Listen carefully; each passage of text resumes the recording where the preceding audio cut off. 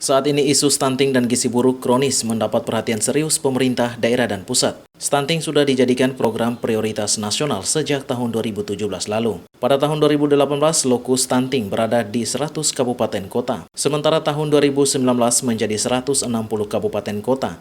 Dan tahun 2020, lokus pencegahan stunting bertambah menjadi 260 kabupaten kota. Di Provinsi NTT, lokus pencegahan stunting tersebar di 21 kabupaten se-Provinsi NTT, dengan total sasaran 117.606 keluarga. Target ini diarahkan pada 140 desa dengan kategori stunting tertentu. Intervensi yang dilakukan oleh BKKBN adalah upaya preventif, melalui program komunikasi, informasi, dan edukasi, serta pengasuhan 1000 hari pertama kelahiran sejak kehamilan hingga anak berusia 2 tahun.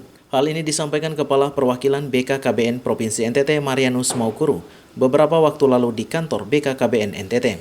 Tidak menjadi tujuan utama. Yang menjadi tujuan utama setelah mereka menjadi peserta KB, kita membina, menjaga supaya mereka menggunakan kontrasepsi sampai dengan 3 tahun. Supaya apa? 3 tahun itu maksudnya, 1, memberikan ruang kepada ibu untuk memberikan kesehatan reproduksi pasca persalinan dalam rangka menurunkan atau menekan angka kematian ibu dan bayi.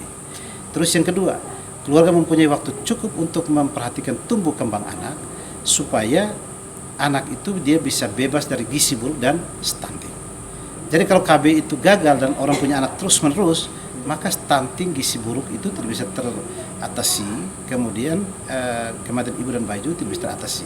Terus yang ketiga, keluarga berencana juga untuk mengatasi kemiskinan. Kemiskinan di NTT ini tinggi.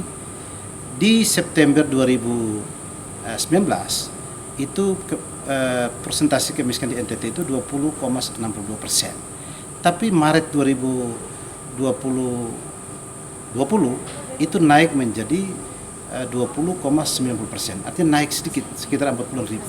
Nah, ini kenapa? Karena orang tidak memiliki perencanaan keluarga yang matang. Misalnya, orang punya kondisi ekonomi lemah lembut, ekonomi lemah, tetapi punya anak banyak. Nah, untuk menentukan miskin atau tidak, itu tergantung ada dua hal ada dua faktor. Pertama, berdasarkan garis kemiskinan yang telah ditetapkan oleh BPS. NTT garis kemiskinan untuk setiap orang Rp403.005 per kapita per bulan. Artinya apa? Setiap satu orang penduduk NTT harus menggunakan uang sebesar Rp403.005 untuk makan dan non makan, baru dia dikategorikan tidak miskin. Tapi kalau misalnya dia di bawah itu, maka dinyatakan miskin.